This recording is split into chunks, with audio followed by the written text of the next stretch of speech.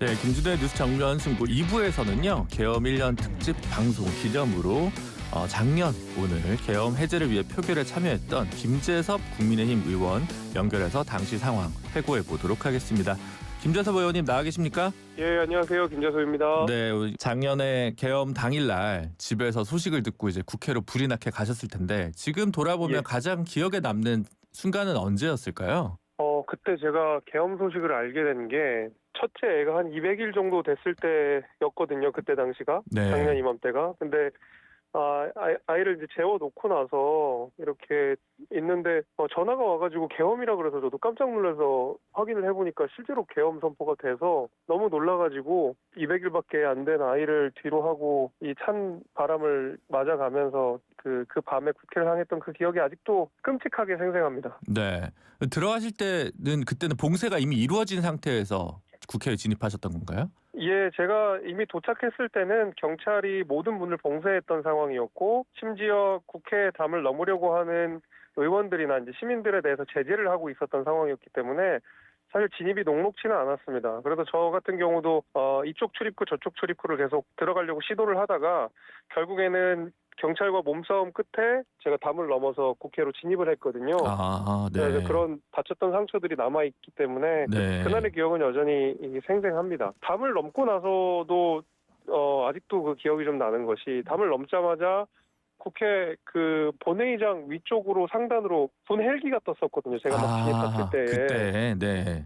예, 그러다 보니까 그 넓은 국회 정원에 아무도 없고 덩그러니 저 군 헬기가 떠 있는 상황이어서 자칫 제가 국회 본청 안으로 진입을 하다가 공격을 당하거나 내지는 저격을 당하거나 내지는 체포가 되면 제가 표결에 참여할 수 없게 되니까 그 걱정이 많았던 기억이 납니다. 네. 근데 김재섭 의원님은 이제 특별한 의심 없이 이건 아니다 싶어서 국회 본회의 가서 해제 표결을 해야겠다고 마음을 먹으신 건데 예. 당시에 추경호 원내대표 같은 경우에는 이제 당사로 모여라 이런 식으로 이제 지시를 사항이 좀 달랐잖아요. 예. 그래서 그때 국민의힘 의원들 사이에서 동요라든가 혼란이 되게 많았을 텐데 의원님은 그때 어떻게 좀 대응하셨나요? 저는 무조건 본회의장으로 가야 된다고 생각을 했어서 저는 이제 담을 넘어서 이렇게 다쳐가면서 들어간 거긴 한데 그 당시 제가 기억을 어떤 단체 그 메시지 방에서 지령이 있고 없고의 문제로 의원들의 행보가 달라진 것 같지는 않았어요. 왜냐하면 제가 기억하기로 제가 진입할 때만 해도 경찰의 어떤 출입 봉쇄에 어쩔 수 없이 발길을 돌려가지고 모여있을 때가 필요하니까 당사로 향했던 의원들이 제법 있었거든요. 저만 해도. 네. 예를 들면 여성 의원들이나 아니면 좀 연세가 있으신 그 의원님들 같은 경우에는 경찰이랑 몸싸움을 할 수가 없었던 상황이었기 때문에 앞에서 발을 동동동 구르다가 어쩔 수 없이 지금 못 가신 분들은 당사로 좀 오라 이래가지고 당사로 하신 분들도 제법 있습니다. 그래서 그날은 어떤 특정한 지령에 의해서 의원들이 일로 갔다 절로 갔다 했다라기보다는 정말로 물리적으로 봉쇄가 되어 있고 정신적으로 너무 혼란한 상황이었기 때문에 아마 다들 반쯤은 패닉 상태에서 그렇게 그 국회 해제 표결에 참여하고 당사에서 초조한 마음으로 그 해제 표결을 기다리고 있었던 것으로 제가 기억이 납니다. 말씀하신 것은 이제 국민의힘 의원들 중에서도 지도부의 지령과 상관없이 해제 요구를 해야 된다고 생각했지만 물리적 이유 때문에 진입 못하신 분들도 있다. 예, 그렇습니다. 실제로 당사에 계신 분들 가운데서 저한테 전화를 계속 하셔가지고 제가 이제 진입을 했다라고 알려져 있었기 때문에 우리가 어떻게 지금 들어갈 수 있냐, 어느 쪽으로 가야 우리가 들어갈 수 있냐라고 물어보시는 의원들도 계셨고, 네. 그 당사 안에서도 우리가 들어가야 된다 말아야 된다 가지고 계속 토론이 일어났다고 알고 있거든요. 알겠습니다. 그러니까, 네. 사실 좀 혼란스러웠던 상태였던 것 같습니다. 근데 그 당시 추경호 의원은 좀 모호한 입장이었고 의총을 열어야 된다는 방식이었고 반면에 한동훈 대표는 일관되게 본회의장으로 가서 해제 요구를 하자는 입장이었잖아요. 예, 만약에 한동훈 대표가 아닌 예를 들면 추경호 원내대표 같은 입장이 당 대표의 입장이었다면 그때 또 판단은 좀 달랐을까요? 의원님은 어떠셨을 것 같아요? 저는 모르겠습니다. 두 분의 어떤 지시에 의해서 본청에 들어간 건 아니었기 때문에 네. 어떤 사람이 어떤 지시를 했더라도 저는 똑같은 선택을 했을 거라고 생각합니다. 네. 근데 이제 오늘 장동혁 대표 같은 경우는 지금 공식 인터뷰를 안 하다가 SNS에 계엄은 의회 폭거에 맞선 것이었다라는 표현이 들어간 입장문을 발표를 했습니다. 이 메시지는 어떻게 보셨습니까? 그 사실상 저 또 다른 의미의 계몽령 아닙니까? 사실 그 당대표가 이야기하신 게. 계몽령. 네. 예, 또 다른 의미의 계몽령 아닙니까? 계엄이 정당했다라는 것을 피력하는 듯한 뉘앙스를 가지고 있는 메시지였기 때문에 저는 실망스러웠고 부적절했다고 생각합니다. 당대표로서 저는 이 계엄 1주년을 맞이해서 오히려 반성하고 성찰하고 쇄신하겠다라는 메시지가 나왔어야 된다고 맞고, 당 일각에서는 사과하면 안 된다.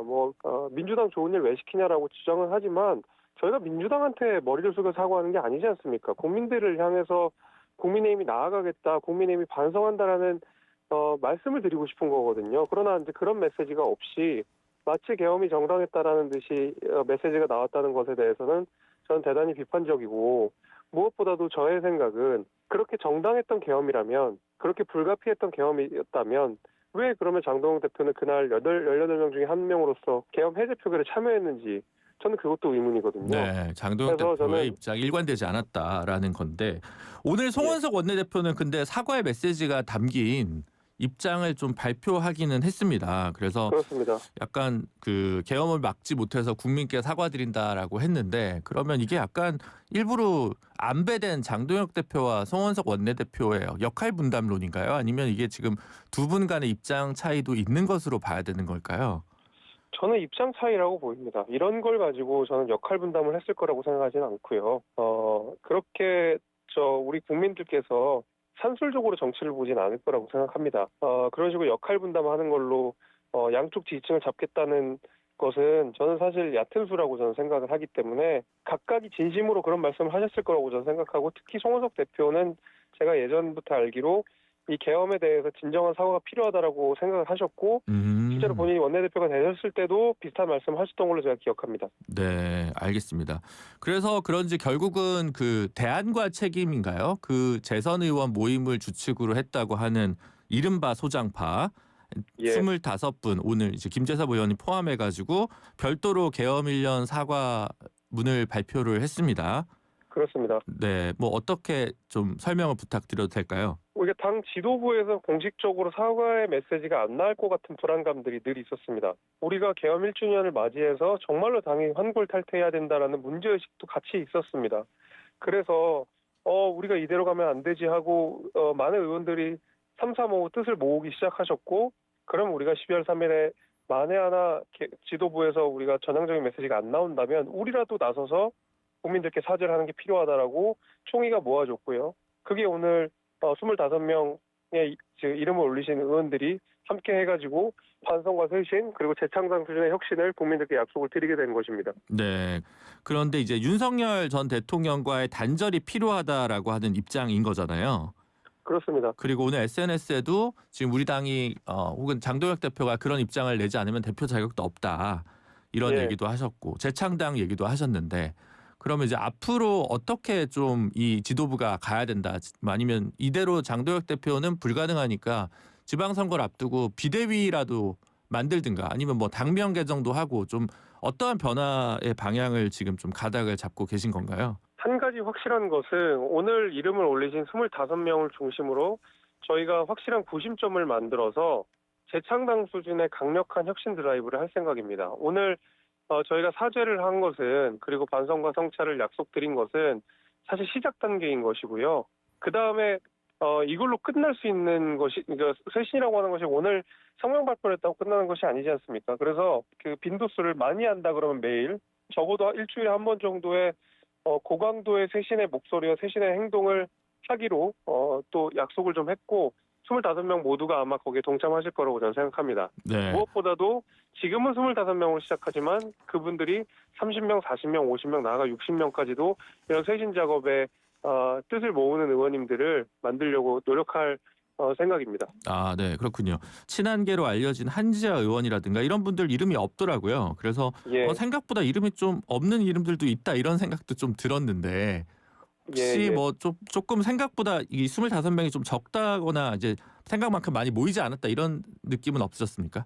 제가 사실 이 얘기를 했을 때에 원내 교섭단체 수준이 20명 이상이 되어야 된다라고 말씀을 처음에 드렸고, 네. 실제로 25명의 이름을 올리셨고, 이름에 올리시지 않았지만 개별적으로 사죄의 메시지를 내신 분들이 또 많습니다. 말씀하신 뭐 한지아 의원이라든지 배현진 의원님이라든지 아니면 권영세 의원님까지 네. 그 사죄의 목소리를 각각의 버전으로 또 다 하셨거든요. 그래서 오늘 이 같은 메시지에 동의하는 분들만 25명이신 거고 네. 이 쇄신 방향과 우리가 나아가야 할 그리고 우리가 반성해야 될 지점에 대해서 공감하시고 있는 의원님들은 저는 훨씬 그 수가 많다고 생각합니다. 실제로도 제가 아는 바도 그렇고요. 네, 이번에 그 중앙일보 조사에서도 한 32명인가가 윤석열 전 대통령과 절연해야 된다는 입장이었다고 이제 밝혀졌고 그다음 계엄 사과도 뭐 한 40몇 명 뭐 이렇게 됐잖아요.